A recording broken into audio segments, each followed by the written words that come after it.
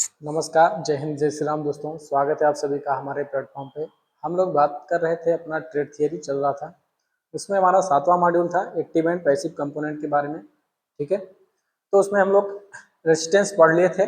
उसके जो भी चीज़ें होती हैं उसमें, है ना, जैसे कि ओम का नियम हो गया, केवीएल केसीएल हो गया, वो सब रजिस्टर पर लागू होता है, उसको हमने पढ़ लिया था।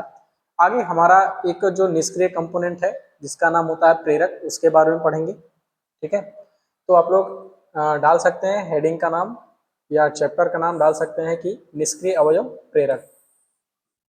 प्रेरक होता क्या है, जैसा नाम से भी पता चल रहा है कि ये क्या करता है, प्रेरित करता है। ठीक है, लेकिन बेसिकली इसका जो काम होता है, ये जो हमारा इलेक्ट्रिक इसमें दिया जाता है, विद्युत को दिया जाता है, तो वो विद्युत ऊर्जा को कन्वर्ट करता है या स्टोर करता है मैग्नेटिक फील्ड के रूप में। जैसे मान लीजिए होता है ना कि किसी कॉइल में हम लोग क्या करते हैं, करंट को देते हैं किसी वायर में, तो क्या होता है, उसके चारों तरफ मैग्नेटिक फील्ड बन जाता है। तो ऐसा सेम इसमें भी है, जो भी एनर्जी दी जाती है इसको, जो भी धारा दिया जाता है इसको, वो उसको क्या करता है, ये मैग्नेटिक फील्ड के रूप में क्या करता है, स्टोर कर लेता है। और दूसरा चीज क्या करता है कि मान लीजिए कि कोई भी सर्किट में करंट में तेजी से परिवर्तन हो रहा है, तो जो हमारा इंडक्टर होता है वो करंट में हो रहे तेजी से परिवर्तन को क्या करता है, रोकता है। अब चाहे वो परिवर्तन बढ़ने के फॉर्मेट में हो, चाहे वो परिवर्तन घटने के फॉर्मेट में हो। ठीक है, ये इसकी होती है प्रॉपर्टी। इसका संचालन कैसे होता है, इसको भी और अच्छे से देखेंगे हम लोग। ठीक है, अगर हम इंडक्टर को सीरीज में जोड़ें, इंडक्टर को पैरेलल में जोड़ें, तो क्या क्या होता है उसको देखेंगे। उसके बाद इसके मात्रा के बारे में देखेंगे, है ना, और इसको बनाते कैसे हैं, क्या क्या मटेरियल से होता है, किस किस मटेरियल से बनाने से कैसा कैसा हमारा इंडक्टर बनता है, इन सब चीज़ों के बारे में इसमें हम लोग देखेंगे। तो इसमें आप लोग पहला बना सकते हैं, इंडक्टर है हमारा निष्क्रिय घटक। अब इसका इसमें जो पहला टॉपिक होगा, बोल रहा है कि प्रेरक प्रतिघात या प्रेरक का डीसी प्रतिरोध। ठीक है, बोल रहा है कि प्रेरक तार की कुंडली से निर्मित अवयव होते हैं, है ना, यानी कि जो हमारा नॉर्मल कॉइल होता है, जो वायर हम लोग यूज करते हैं, ठीक है, उसी से बना होता है। लेकिन सीधा सीधा वायर नहीं यूज करते हैं, उसको हम लोग कुंडली के फॉर्मेट में क्या करते हैं, उसको बनाते हैं। कुंडली का मतलब होता है वलय आकार होता है, यानी इस तरह का आकार होगा, इसको हम लोग बोलते हैं कुंडली। बोले कि प्रेरक का आधारभूत कार्य विद्युत ऊर्जा को चुंबकीय क्षेत्र के रूप में संग्रहित करना, जब धारा प्रवाह प्रेरक के माध्यम से होता है। ठीक है, वही बोल रहा है कि जब धारा का प्रवाह इस प्रेरक के माध्यम से होता है, तो ये धारा को क्या करता है, विद्युत चुंबकीय क्षेत्र के रूप में क्या करता है, उसको संग्रहित करता है या स्टोर करता है। आगे बोल रहा है कि प्रेरण प्रेरक का विद्युतीय गुण है। प्रेरण को दर्शाने के लिए अक्षर एल का प्रयोग प्रयोग प्रतीक के रूप में किया जाता है। जो प्रेरण होता है, प्रेरण एक शब्द है, जो प्रेरण होता है वो प्रेरक का क्या होता है, विद्युतीय गुण होता है।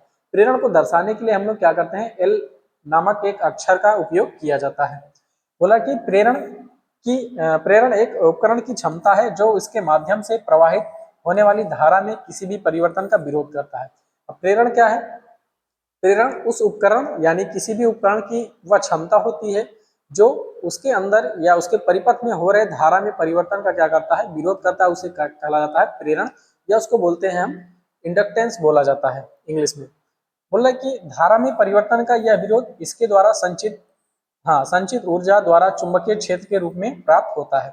अब ये धारा परिवर्तन में जो भी विरोध करता है, उसके परिणाम स्वरूप क्या मिलता है हमको, चुंबकीय क्षेत्र के रूप में संचित ऊर्जा मिलती है। यानी संचित ऊर्जा के रूप में क्या मिलता है हमको, चुंबकीय क्षेत्र मिलता है, जब ये परिवर्तन का क्या करता है, हमारा विरोध करता है।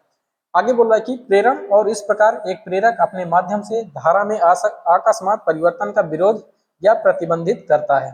ठीक है, तो इस प्रकार क्या होता है कि जो प्रेरण होता है वो हमारा प्रेरक में धारा में अगर कोई परिवर्तन हो रहा है प्रेरक के द्वारा, तो उस परिवर्तन का क्या करता है, विरोध करता है या प्रतिबंधित करता है। लेकिन हाँ, ये कभी क्या है, पूर्ण रूप से इसको समाप्त नहीं कर पाता है, बस केवल परिवर्तन को रोकता है।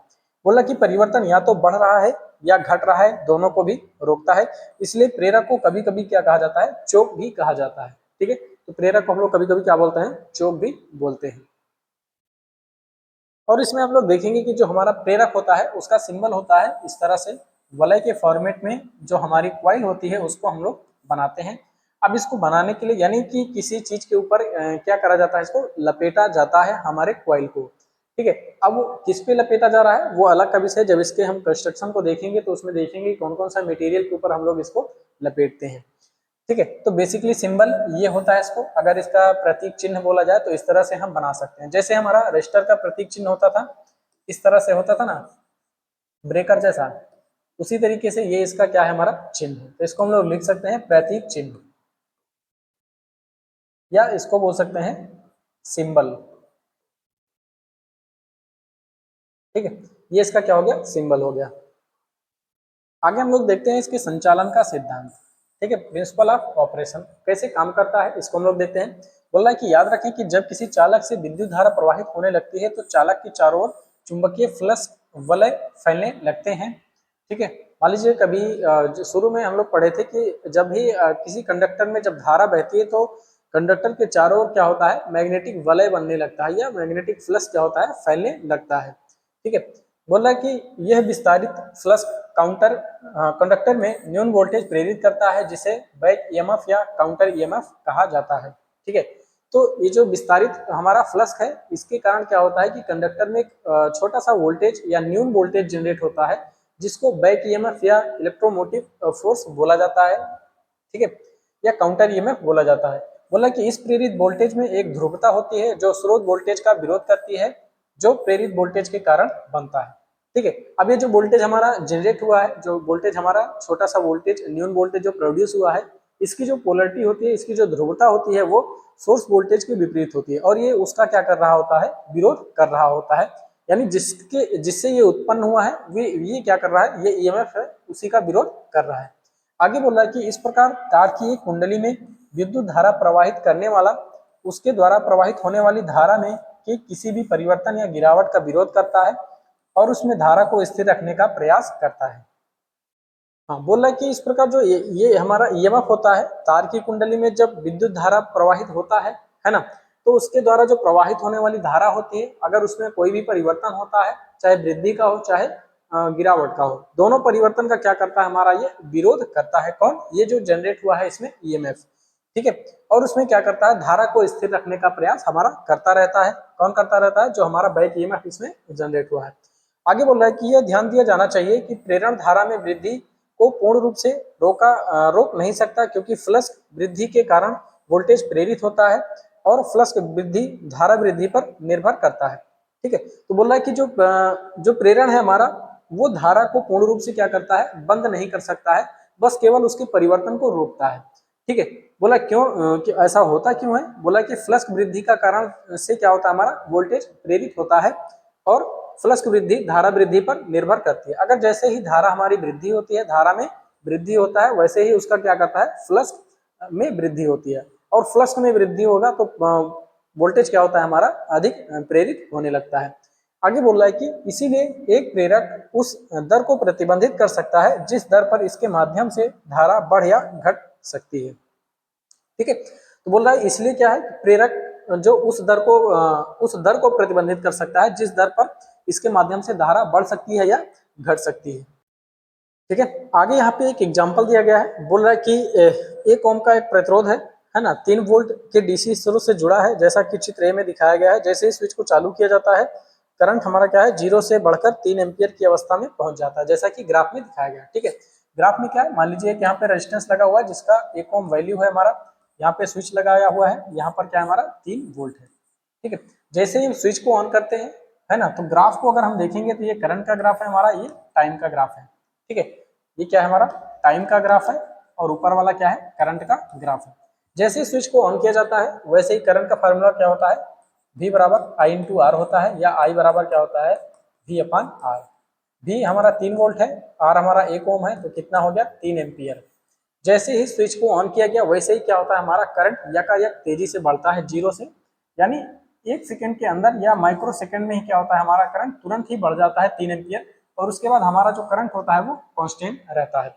जैसे ही स्विच को ऑफ किया जाता है, वैसे ही डायरेक्ट हमारा करंट क्या होता है, तुरंत हमारा गिर जाता है, 0 पे आ जाता है।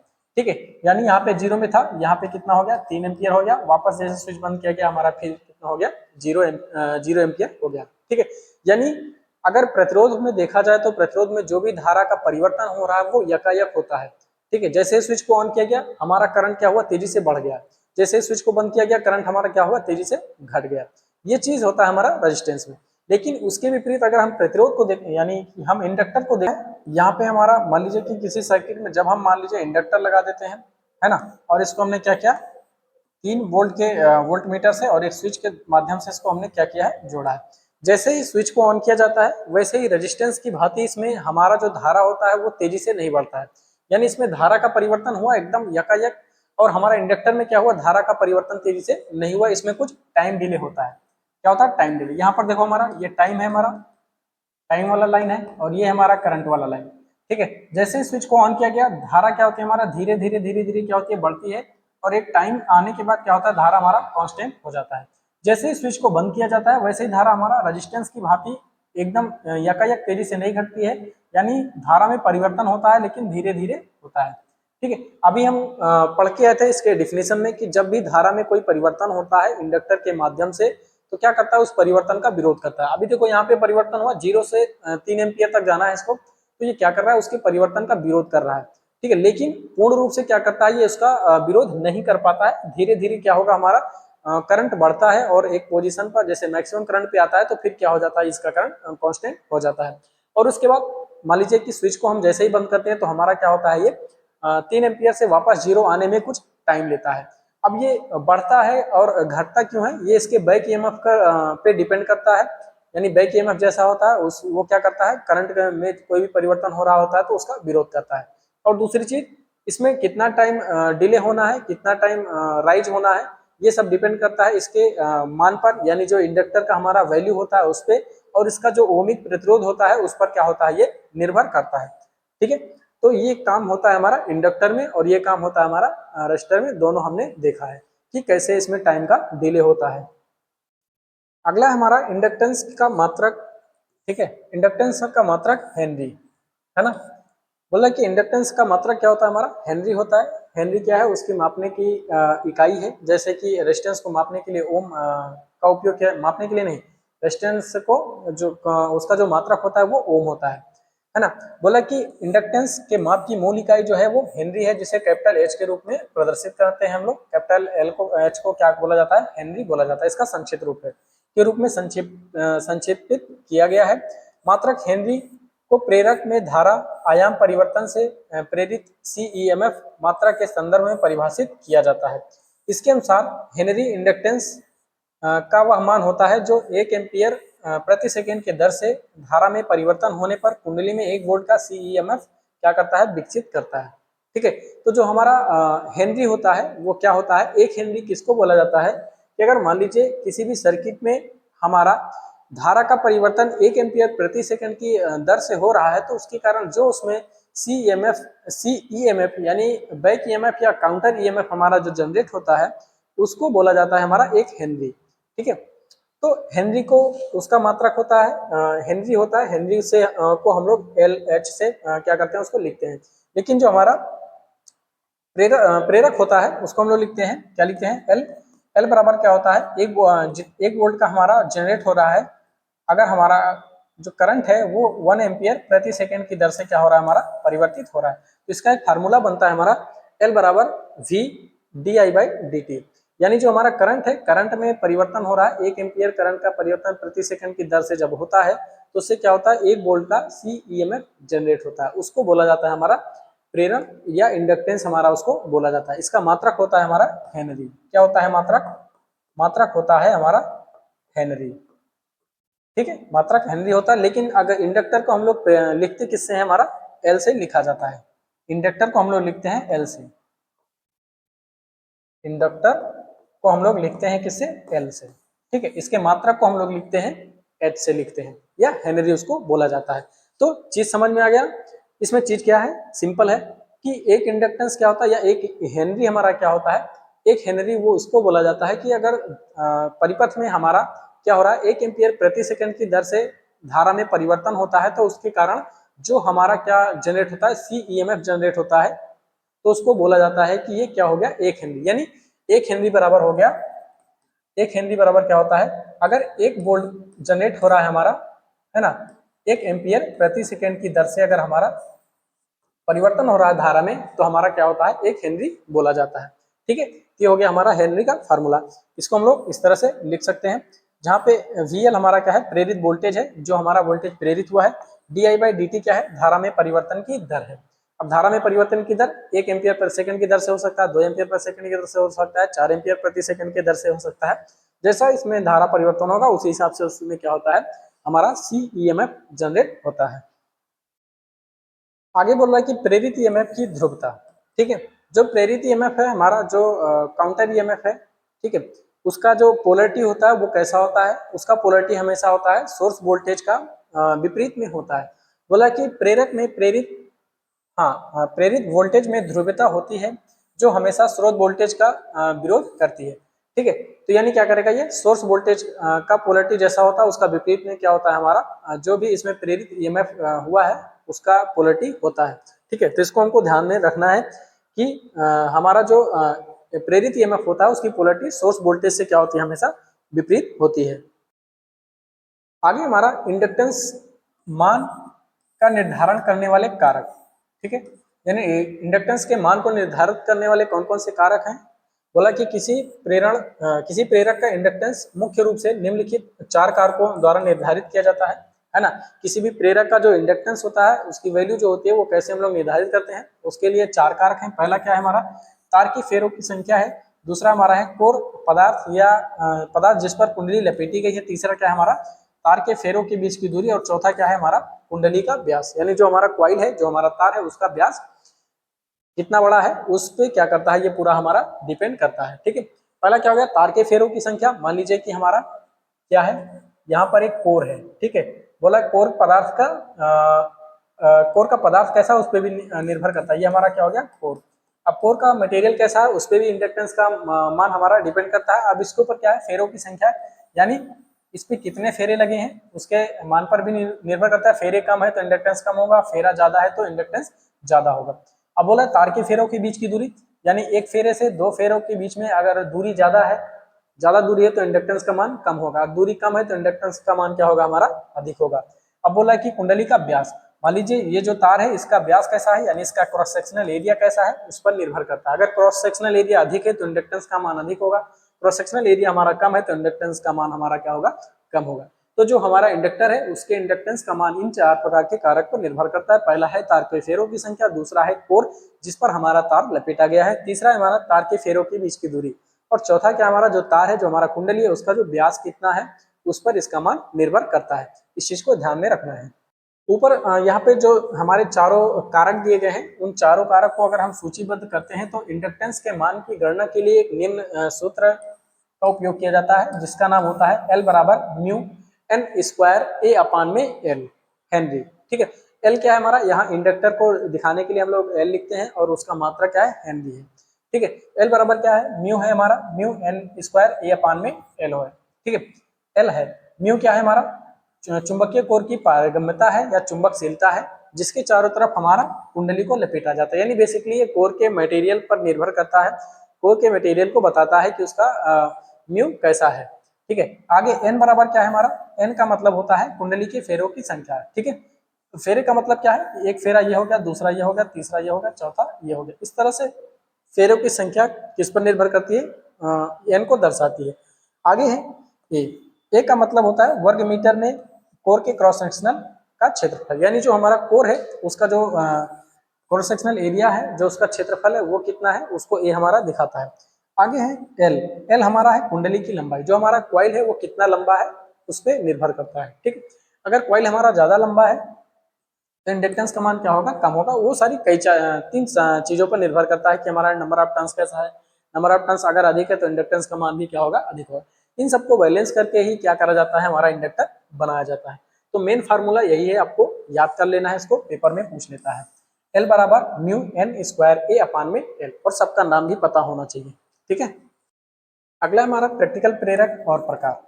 ठीक है, प्रैक्टिकल इंडक्टर्स कैसे होते हैं और उनके प्रकार क्या क्या होते हैं उसको हम लोग देख रहे हैं। प्रैक्टिकल अनुप्रयोग के लिए एक निर्धारित मान के इंडक्टेंस के लिए प्रेरक का निर्माण किया जाता है। कौन कौन से हैं, पावर सप्लाई, तरंग फिल्टर परिपथ में, उच्च आवृत्ति संचार परिपथ में। अनुप्रयोगों के लिए प्रैक्टिकल प्रेरकों के कुछ मान कुछ माइक्रो हेनरी से लेकर कई हेनरी तक होता है। ठीक है, यानी आवृत्ति संचार परिपथ में और हमारा पावर सप्लाई तरंग फिल्टर परिपथ में जो क्या होता है कि हमारा कुछ मान के जो प्रैक्टिकल है वो उसका वैल्यू जो कुछ मान के जो हमारे प्रेरक होते हैं उनका वैल्यू कहाँ से होता है, माइक्रो हेनरी से लेकर के हेनरी तक होता है। ठीक है, यहाँ पर हमारे कुछ इंडक्टर दिखाए गए हैं जो लो इंडक्टेंस वाले और हाई इंडक्टेंस वाले हैं। ठीक है, यहाँ पे इनको आप लोग देख सकते हैं, हाई इंडक्टेंस वाला और लो इंडक्टेंस वाला। नंबर ऑफ टर्न्स क्या है इसमें कम है, हाई इंडक्टेंस वाले में नंबर ऑफ टर्न्स ज्यादा है। और जो परमेबिलिटी है वो हार्ड स्टील से बनी हुई है, कौन सा हमारा जो लो इंडक्टेंस वाला है, सॉफ्ट आयरन वाला जो कोर है वो हमारा क्या है, हाई इंडक्टेंस वाला है। इस तरह से क्रॉस सेक्शनल एरिया हो गया हमारा कोर का।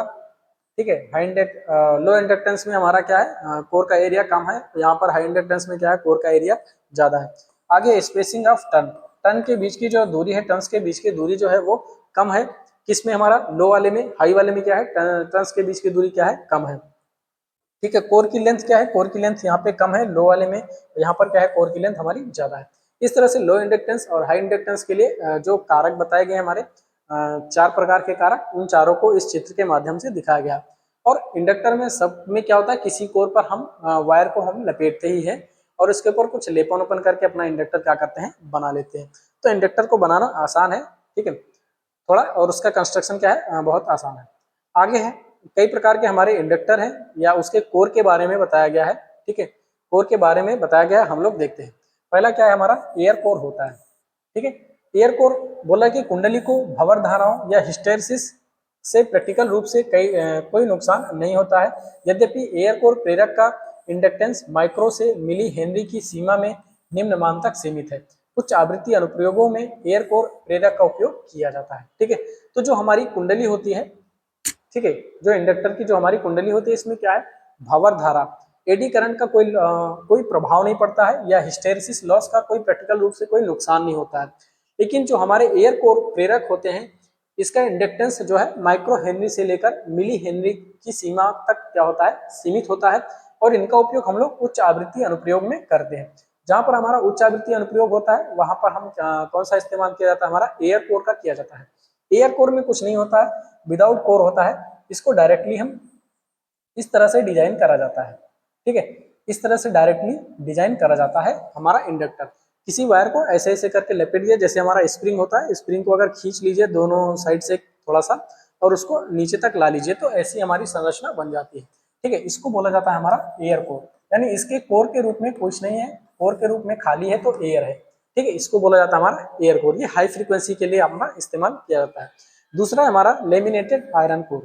क्या है, लेमिनेटेड आयरन कोर, बोला कि अलग अलग लेमिनेशन के समूह का उपयोग करके बनाया जाता है। ठीक है, आयरन कोर जो होता है अलग अलग पतला पतला कोर होता होगा, उसको लेमिनेट करके आपस में एक दूसरे के ऊपर लेमिनेट करके हम बनाते हैं इसको। प्रत्येक lamination iron oxide, silicon steel या वर्निश की एक पतली कोटिंग द्वारा इंसुलेटेड रहता है। जो हमारा लेमिनेशन होता है, प्रत्येक जो लेमिनेशन होगा वो इस तरह के स्टील या वर्निश की पतली कोटिंग द्वारा क्या होता है, इंसुलेटेड रहता है। यह इंसुलेशन भंवर धारा हानि को कम करने वाले प्रतिरोध को बढ़ाता है। ठीक है, यानी अगर उसमें एडी करंट का लॉसेस होता है या हिस्टेरिसिस लॉस होता है तो उस लॉस को कम करने वाला उसको प्रतिरोध को बढ़ाता है, यानी प्रतिरोध अधिक रहेगा, यानी इसमें लॉसेस क्या होता है, हमारा कम होता है। इस प्रकार की प्रेरक का उपयोग आमतौर पर 60 हर्ट्ज फ्रीक्वेंसी की मेन आवृत्ति और कम ऑडियो आवृत्ति रेंज के लिए 10 किलो हर्ट्ज तक किया जाता है। ठीक है, यानी 50-60 से की आवृत्ति से लेकर के 10 किलो हर्ट्ज की आवृत्ति तक क्या करते हैं, हम इसका उपयोग करते हैं। कौन सा, लेमिनेटेड आयरन कोर। ठीक है, यानी आयरन कोर इसका इस तरह का कोर होता है, लेमिनेटेड होता है, आयरन कोर होता है। इसके ऊपर क्या करते हैं हम लोग, कॉइल को लपेट कर क्या बनाते हैं, अपना इंडक्टर बनाते हैं। ठीक है, ये हमारा जो कोर होगा ये होगा laminated iron core, iron core होगा, लेमिनेटेड वाला होगा। ठीक है, तो इस तरह से क्या करा जाता है, लेमिनेटेड आयरन कोर को बनाया जाता है। अगला है तीसरा बोल रहा है कि powder iron core, powdered iron core. इस पाउडर्ड आयरन कोर का उपयोग रेडियो फ्रीक्वेंसी पर क्रोड में भंवर धाराओं को कम करने के लिए उपयोग में किया जाता है। ठीक है, यानी जो रेडियो फ्रीक्वेंसी की तरंगे होती हैं उनमें उपयोग करते हैं हम लोग। ठीक है, क्रोड में हमारा भंवर धारा जो होती है उसको एडी करंट को क्या करने के लिए, कम करने के लिए किया जाता है। इसमें अलग अलग इंसुलेटेड ग्रेनुअल होते हैं जिन्हें स्लग नामक ठोस रूप में दिया जाता है। ठीक है, यानी इसमें क्या होते हैं, इंसुलेटेड ग्रेन्यूल्स होते हैं जिन्हें स्लग यानी जो हमारा वेस्ट होता है, जब हम अयस्क को गर्म करते हैं तो जो हमारा वेस्ट निकलता है उसको बोलते हैं स्लग। उसके रूप में क्या, ठोस के रूप में क्या किया जाता है, इसको दिया जाता है। अगला है तीसरा हमारा, हाँ तीसरा नहीं, चौथा हमारा फेराइट कोर। ठीक है, सिंथेटिक सेरेमिक पदार्थ से बना है जो फेरोमैग्नेटिक है, लोहे की तरह फ्लक्स घनत्व का उच्च मान प्रदान करते हैं, लेकिन अचालक होने का यह लाभ है कि इस प्रकार भंवर धारा ह्रास को न्यूनतम कर देता है। ठीक है, तो जो हमारा फेराइट कोर होता है ये सेरेमिक पदार्थ से बना होता है और क्या होता है हमारा, फेरोमैग्नेटिक होता है, यानी इसमें चुंबकीय गुण आ सकता है या आता है। बोला कि ये जो हमारा फेराइट कोर होता है, ये इसका जो फ्लक्स घनत्व होता है वो लोहे की तरह होता है, यानी लोहे का फ्लक्स घनत्व जैसा उच्च होता है वैसे इसका भी क्या होता है, फ्लक्स घनत्व उसका उच्च होता है। लेकिन क्या होता है, सिरेमिक पदार्थ से बना है तो ये क्या होते हैं, अचालक होते हैं, और इसका लाभ क्या होता है, लाभ ये होता है कि अचालक होने से क्या होता है, इसका जो भावर धारा ह्रास होता है ये न्यून हो जाता है, यानी कम हो जाता है। आगे इस लाभ के कारण फेराइट कोर वाले प्रेरक का उपयोग उच्च आवृत्ति अनुप्रयोग के लिए किया जाता है, यानी जब इसका हाई फ्रीक्वेंसी में उपयोग करेंगे तो इसमें एडी करंट लॉस जिसको बोलते हैं भावर धारा ह्रास क्या होता है, बहुत कम होता है। ये हो गया हमारा फेराइट कोर। इसका भी चित्र वैसा ही होगा। मान लीजिए कि ये हमारा फेराइट कोर है, इसके ऊपर क्या करा जाएगा, हमारा वायर को लपेट कर इंडक्टर बना लिया जाता है। ठीक है, तो बस बेसिकली कोर पर डिपेंड करता है कि कोर अलग अलग प्रकार के होते हैं, बाकी सब में क्या करा जाता है, वायर को ही लपेटा जाता है, यानी जो हमारा कॉइल होता है उसको ही लपेटा जाता है। आगे हमारा पांचवा है हमारा वेरिएबल प्रेरक। ठीक है, स्थिर प्रेरक के विपरीत परिवर्ती प्रेरक इसके इंडक्टेंस के मान को या तो चरणों में या लगातार बदलने की सुविधा होती है। जो हमारा वेरिएबल प्रेरक होता है उसमें उसमें क्या होता है, जो हमारा, हाँ इसमें क्या होता है, इसके वैल्यू को क्या करा जाता है, वेरिएबल होता है यानी चेंजेबल होता है, इसको चेंज किया जा सकता है, जैसा हमको रिक्वायरमेंट होता है उस हिसाब से इसके वैल्यू को हम लोग क्या करते हैं, सिलेक्ट करके चेंज कर लेते हैं। अगला है हमारा परिरक्षित स्क्रीन वाले प्रेरक, बोलता है सील्डेड या स्क्रीन्ड इंडक्टर। इसमें क्या है, इसमें प्रेरक के ऊपर धातु का आवरण होता है, आवरण प्रायः तांबे या एल्यूमिनियम से बना होता है। ठीक है, ये इससे यानी कि जो हमारा प्रेरक होगा, ठीक है, प्रेरक के ऊपर मान लीजिए ये हमारा प्रेरक है, इसके ऊपर क्या करा जाता है, एक आवरण लगा दिया जाता है। वो आवरण कैसे, धातु का आवरण होता है, वो आयरन आवरण हमारा होता है तांबे और एल्यूमिनियम से बना होता है, यानी जो आवरण होगा, जो सील्ड होगा वो किससे बना होगा, एल्यूमिनियम से और तांबे से बना हो सकता है। आगे परिरक्षण के कारण क्वाइल को बाह्य विभिन्न चुंबकीय क्षेत्र से अलग करना और बाह्य परिपथ पर कुंडली के रेडियो आवृत्ति को कम करना है। ठीक है, परिरक्षित करने का कारण क्या है कि जो हमारा क्वाइल है, क्वाइल को क्या बाहर यानी बाहर के भिन्न भिन्न चुंबकीय क्षेत्र से क्या करना, अलग करना, यानी सर्किट में कई सारे चुंबकीय क्षेत्र बने होते हैं उससे अलग करना, और बाह्य परिपथ पर कुंडली के रेडियो आवृत्ति के प्रभाव को कम करना। ठीक है, तो बाह्य परिपथ पर क्या है, बाह्य परिपथ का हमारी जो क्वाइल है कुंडली पर क्या है, रेडियो फ्रीक्वेंसी के प्रभाव को कम करने के लिए इसका इस्तेमाल किया जाता है, यानी स्क्रीन्ड या सील्डेड इंडक्टर का उपयोग किया जाता है। प्रत्येक नहीं किसी प्रेरक के लिए परिरक्षक या स्क्रीन बनाते समय निम्नलिखित बातों पर ध्यान दिया जाना चाहिए। पहला बात क्या है हमारा, आवरण के रूप में प्रयुक्त धातु एक अच्छी चालक होनी चाहिए। आवरण के रूप में जिस धातु का हम लोग उपयोग कर रहे हैं वो धातु क्या होना चाहिए, हमारा गुड कंडक्टर होना चाहिए, यानी उसमें चालकता अधिक होनी चाहिए। दूसरा क्या है, कुंडली की भुजाओं और धातु के बीच की निकासी कुंडली की त्रिज्या के बराबर या उससे अधिक होनी चाहिए। यदि निकासी कम है तो आवरण इंडक्टेंस के मान को अत्यधिक कम कर देगा। ठीक है, यानी जो हमारी कुंडली की भुजा है और जो हमारी धातु है उसके बीच में क्या होना चाहिए, स्पेस हमारा अधिक होना चाहिए। यानी कि मान लीजिए कि ये जो हमारी कॉइल है, ठीक है, यानी कि ये हमारा पूरा क्या है, इंडक्टर है, और इसके ऊपर हमने क्या किया, धातु का आवरण रखा है। ठीक है, तो धातु के आवरण और जो हमारा कॉइल है इसके बीच में क्या होना चाहिए, पर्याप्त दूरी होनी चाहिए, यानी जो हमारी कुंडली का त्रिज्या है उसके बराबर इसके बीच में क्या होना चाहिए, गैप होना चाहिए। यदि निकासी कम है तो निकासी अगर कम है यानी उससे भी कम हमने कर दिया है तो क्या होगा, हमारा जो आवरण का इंडक्टेंस के मान को क्या करता है, हमारा अत्यधिक कम कर देगा। ठीक है, तो ये है हमारा परिरक्षित स्क्रीन शोल्डर यानी इंडक्टर। आगे हमारा बहुत सारे हमारे यहाँ पे हाँ एक और है हमारा मोल्डेड प्रेरक। क्या है हमारा मोल्डेड प्रेरक, प्रेरक के मान कलर कोडित प्रतिरोधों की तरह दिखते हैं, कोडिंग स्कीम प्रतिरोध की तरह ही है, सिवाय इसके कि एल का मान माइक्रो हेनरी में दिया गया है। ठीक है, मोल्डेड प्रेरक का मतलब है कि जैसे रजिस्टर में हमारा क्या होता है, उसकी बॉडी पर कलर कोडिंग किया रहता है, वैसे मोल्डेड प्रेरक में भी क्या होता है, उसके ऊपर कलर कोडिंग करा जाता है। बस उसमें क्या है कि हम लोग क्या करते हैं, जो हमारा इंडक्टर होता है इसमें जो वैल्यू हम लोग लिखा जाता है वो सब किसमें लिखा जाता है, माइक्रो हेनरी में लिखा जाता है। ठीक है, तो ये हो गया हमारा यानी कि क्या हो गया, प्रेरक, मोल्डेड प्रेरक हो गया। अब देखो इसमें दे रहा है, उदाहरण के लिए बोल रहा है कि चित्र में दिया गया है कि नीला लाल पीला पीला लाल काला की धारियों या बिंदुओं वाली कुंडली की इंडक्टेंस का मान क्या है, 42 माइक्रो हेनरी है। ठीक है, तो यानी जैसे कि हम लोग रेजिस्टेंस निकालते थे, काली पट्टी नीली पट्टी हरी पट्टी, उसका हम लोग कॉम्बिनेशन निकाल के क्या करते थे, अपना जो रेजिस्टेंस है वो उनका वैल्यू हम लोग निकालते थे, वैसे इसमें भी होता है। ठीक है, तो यहाँ पे हमने क्या इंडक्टेंस के बहुत सारी चीज को देखा, उसके परिभाषा को देखा, इंडक्टेंस क्या होता है, उसका मात्रक क्या होता है उसके देखा, और जो कोर होते हैं हमारे उसके प्रकार को देखा। कुछ और प्रकार के इंडक्टर हैं उसके बारे में हम लोग चर्चा करेंगे कल। ठीक है, और उसके इंडक्टर को सीरीज में जोड़ना, इंडक्टर को पैरेलल में जोड़ने से क्या प्रभाव पड़ता है उसको भी हम लोग देखेंगे। ठीक है, इस वीडियो को आप लोग ध्यान से देखिएगा, जहां नहीं समझ में आता है आप कमेंट में बता सकते हैं। ठीक है, तब तक के लिए नमस्कार, जय हिंद, जय श्री राम।